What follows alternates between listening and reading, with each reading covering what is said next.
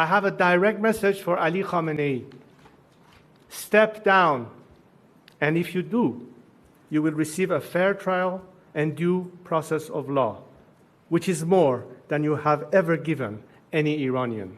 Cyrus the Great, the Persian king, freed the Jews from Babylonian captivity in around 539 BCE, I think it was. Remember Babylon? That was pretty much in what is now modern-day Iraq. Well, Persia, just next door, their king freed those Jews and allowed them to return to Jerusalem and rebuild the temple. So that would have been the second temple. And there is a movement now, a push among the Zionists to build the third temple. So a lot of Zionists and Israel supporters have this sort of messianic, mythical, mystical belief about Persia, about Iranians facilitating these Zionist projects of rebuilding that third temple. And on the site of the temple at the moment sits Masjid al-Aqsa next to the Dome of the Rock. So you can imagine the turmoil that that would cause if that was destroyed in order to build the third temple. So that was King Cyrus, the great Persian king, and the Bible, Old Testament in the Bible, he's praised as a Messiah, actually. Jesus is not the only Messiah in the Bible.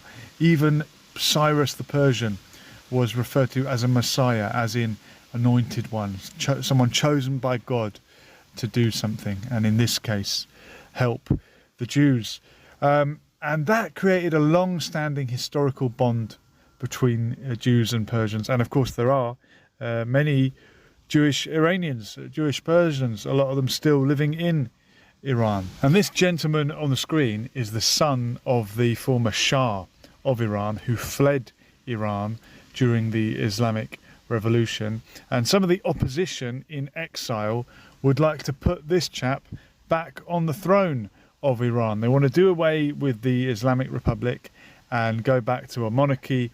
They want to have the Shah. And some of those opposition are pro-Israel.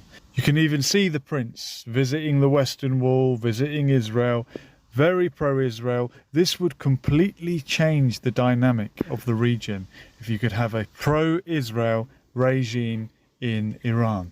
But one point people are missing in all of this, those that imagine that the regime before the Shah was very pro-Western, very pro-Israel, the guy was a raving anti-Semite. Have a look at this next clip and you'll hear the Shah, the previous Shah, this guy's father, espousing anti-Semitic conspiracy theories. So how's that for your pro-Zionist? Just shows you, maybe pro-Zionist doesn't always mean pro-Jewish. You think the Jewish lobby in the United States is too powerful for the interests of Israel? I think so. Sometimes they are disserving the interests of Israel. Explain. Because they're pushing around too many people. How do you mean pushing around?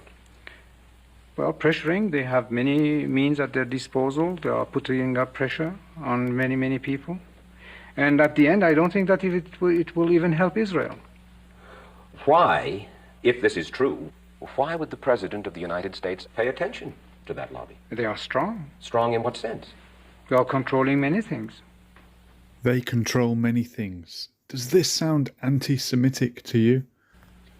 Controlling what? Newspapers,